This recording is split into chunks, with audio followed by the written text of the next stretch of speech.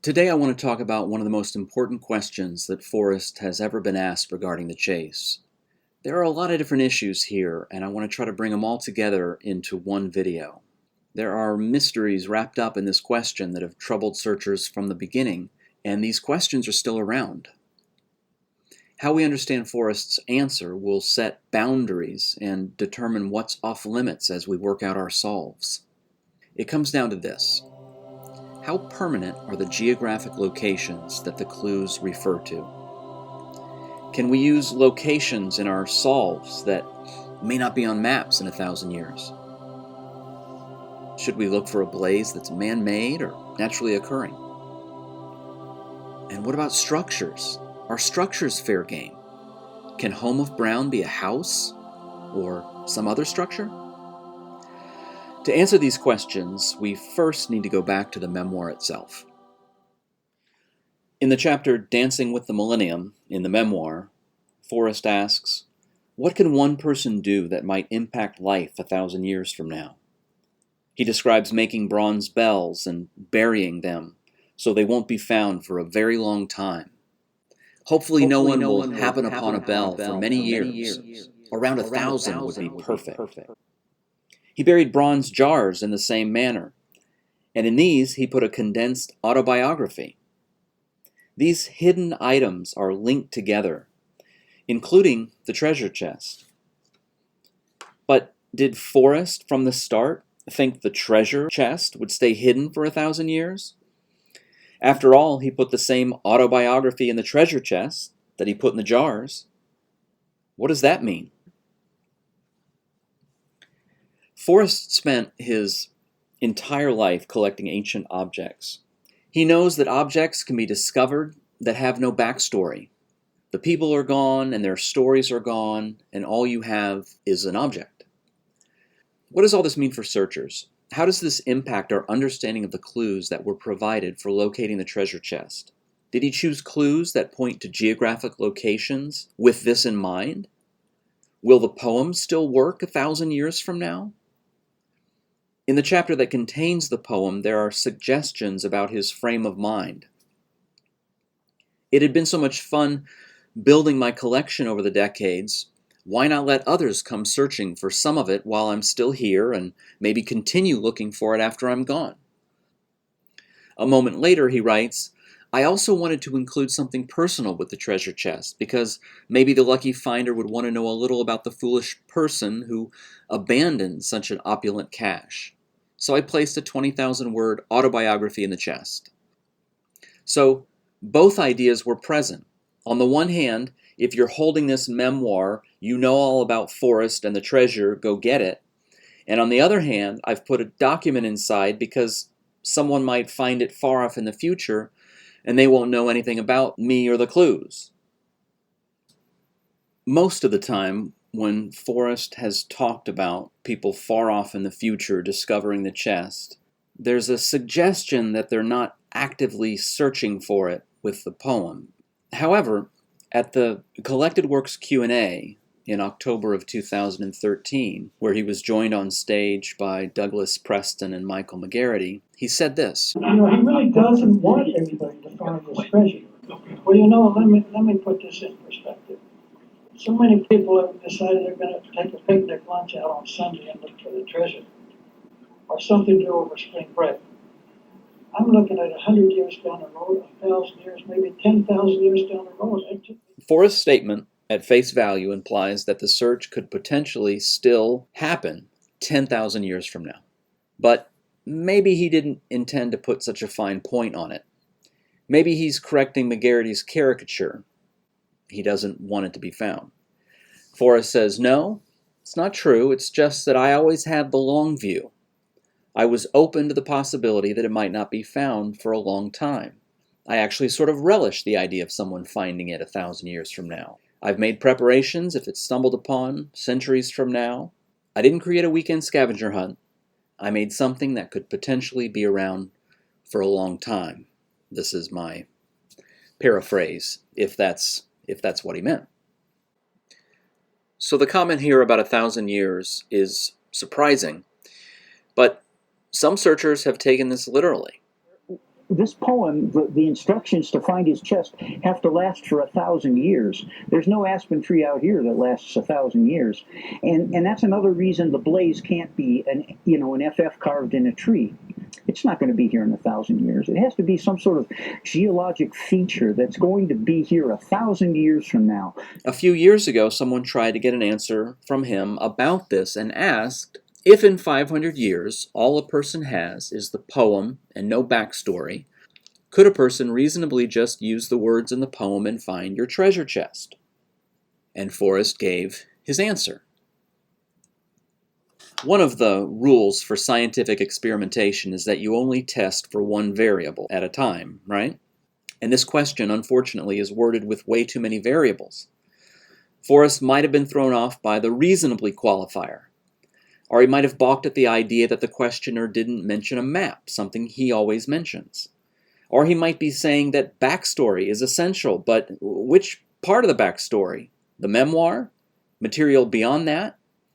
Or just the things cited in the Rocky Mountains north of Santa Fe? Or maybe he's responding to the idea that someone doesn't have the instructions that came with the poem. This theoretical person doesn't know the purpose and function of the poem, so how could they possibly move toward it? The answer is frustrating because the question is frustrating. I don't think it really clarifies much of anything. Which leads us to maybe the most relevant question on this ever posed to Forrest. Did the same 9 clues exist when you were a kid? And to your estimation, will they still exist in 100 years and 1,000 years? So here's Forrest's answer, and we need to break this down. The clues did not exist when I was a kid. The question contains a good example of metonymy, with clues standing in for places on a map they point to. He says, the clues did not exist, because of course the poem didn't exist. For what it's worth, he turned 18 in 1948. But most of the places the clues refer to did. So he interprets the question because he knows what the question is really about. He's aware of the confusion, the debate, one that continues to this day, about whether any of the clues point to less permanent things like trees or logs or beaver dams or man-made structures, parking lots, parks, cabins, homes, water towers, train tracks, ranger stations. He's aware of the questions searchers have. And we should remember that when we get to the end of his answer, looking back at it, we should remember that he could end all the confusion right here, right now, if he wants to. Most refers to the number 9 in the question. What is most of 9? 5? 8? We can't be sure. But it doesn't refer to more than 8. That is, at least one of the places the clues refer to did not exist when Forrest was a kid.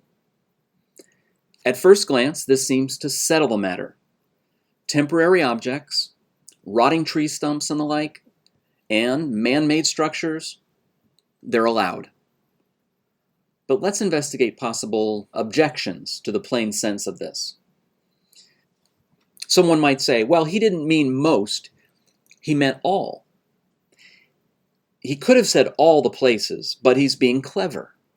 That is, when you have all of something, you automatically have most of that something. Like if you have $10 and somebody says, how much money do you have? And you say $5, you're not lying. But this is disingenuous. It's misleading in a way that Forrest usually isn't in these forums. If he doesn't want to answer, he'll usually just say. And if he chooses to deflect or evade, he usually does it with a wink. You know he's joking. And I think this is really unlikely. Another objection might be, well, this is just an expression, Maybe this is something people from the South say or people from Texas say. To answer like Forrest did, nope. Maybe a third objection is he's not sure, so he hedges. But these questions are sent to Forrest well in advance, at least that's my impression, and he had several weeks to form an answer. He's quite familiar with the 9 places. So this seems unlikely, especially coming from a guy who has repeatedly made such a big deal about the definition of few and several. A fourth objection, maybe he's broadening the idea of whether something existed to include naming and renaming. So for example, in California, Eisenhower Mountain. Did Eisenhower Mountain exist in the 1940s? Well, yes and no. But this idea goes against the grain. It strains the idea of what it means for something to exist. He's talking about geographic places you can travel to, and he's about to use language that quite literally grounds the discussion in terms of geology and geography. I don't think the context favors the idea that renaming something means it did not exist prior to that. So in my opinion, none of the arguments against the plain sense of this phrase hold up. So does that settle it? Are structures allowed? One caveat: blazes are normally man-made. That's the whole reason they stand out. Someone has gone ahead of you on the trail and they leave a pointer for you to find. They're usually simple indicators: go left, go right, straight ahead, this is the trail. I think the language used in Forrest's answer fits if Forrest created the blaze, but the rest are permanent geologic features. In that case, he would say most. Now, this doesn't prove anything about the blaze. There are blazes that are naturally occurring, like the white mark on a horse's face or a distinguishing feature in rock. I'm just proposing something we need to consider. One other thing: Quake Lake, or Earthquake Lake, was created in the summer of 1959 by, of course, an earthquake. I tend to think, if we assume for the sake of argument that Quake Lake is one of the clues, that if all the places the clues refer to existed for thousands of years, except Quake Lake, he wouldn't have answered so straightforwardly. He's given clues that have ruled out large areas or certain categories, which are like negative clues, but providing positively this kind of information that searchers can easily piece together seems out of character. And if you do like Yellowstone and Montana because he was so fond of it as a boy, you have to ask why he would make something he has no childhood memories of central to his treasure hunt. But these are just my impressions. He continues, answering the second half of the question. I think they might still exist in 100 years. The questioner asked whether the 9 places on the map would be around in 100 years, and Forrest says probably. He doesn't say absolutely, there is no doubt, but he says it's likely. He goes on, but the geography probably will change before we reach the next millennia. This is the answer to whether the places on the map will be around in 1,000 years. Forrest says probably not. Why? Because of the natural evolutionary forces that bring forth mountains and oceans and all manner of topographic features. It's a strange turn. After saying that one of the places didn't exist 75 years ago, he says we can expect large-scale geographic changes to modify the terrain near the hiding spot. The Rocky Mountains are still moving, and associated physical changes will surely have an impact. If you are in the year 3009, it will be more difficult for you to find the treasure. I find this very confusing. The plural millennia doesn't make sense. I think he meant millennium. I don't know, could be a typo. But worse still, 1,000 years is just a blip as far as the cosmic calendar.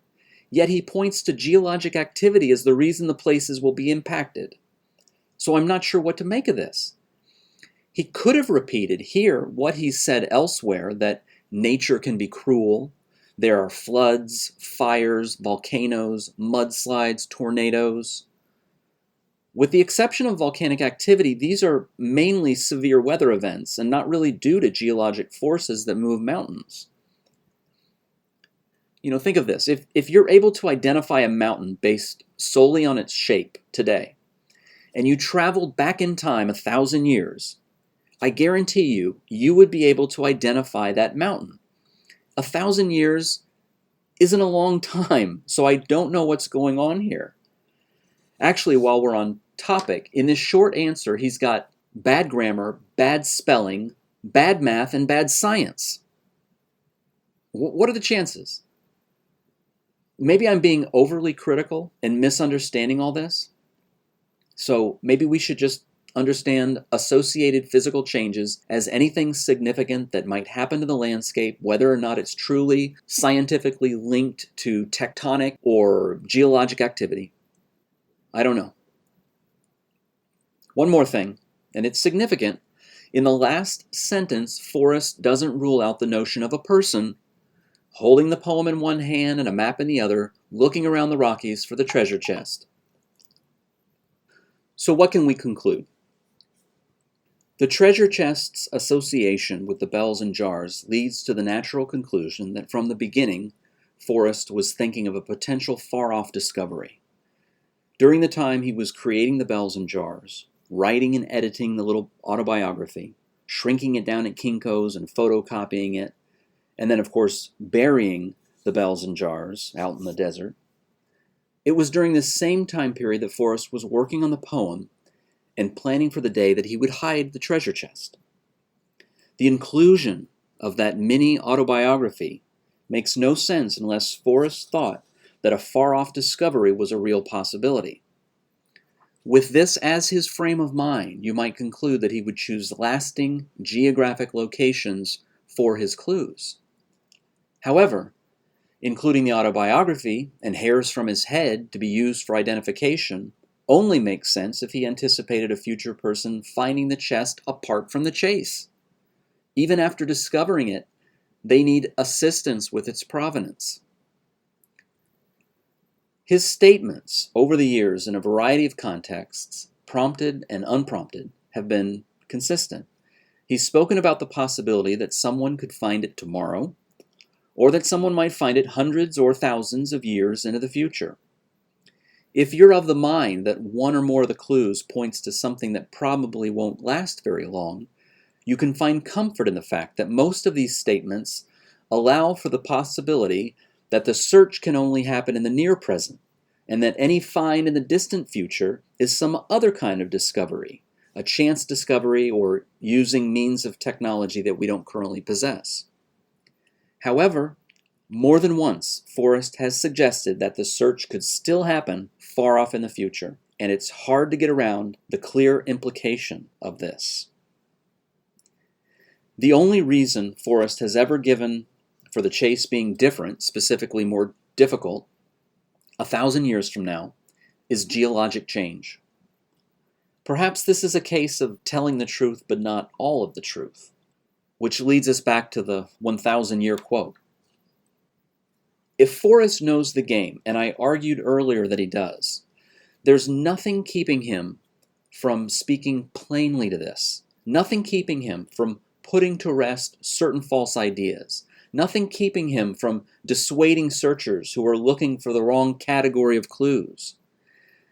And I think perhaps this answer is deliberate obfuscation. Lastly, I think we can safely say that at least one of the places the clues refer to did not exist when Forrest was a kid. This suggests at least one clue is not part of the permanent geologic landscape. However, if Forrest created the blaze, then all the places can be permanent features, save this one, and his answer is factual. Thanks a lot, folks. I hope you enjoyed this video. I'll talk to you soon.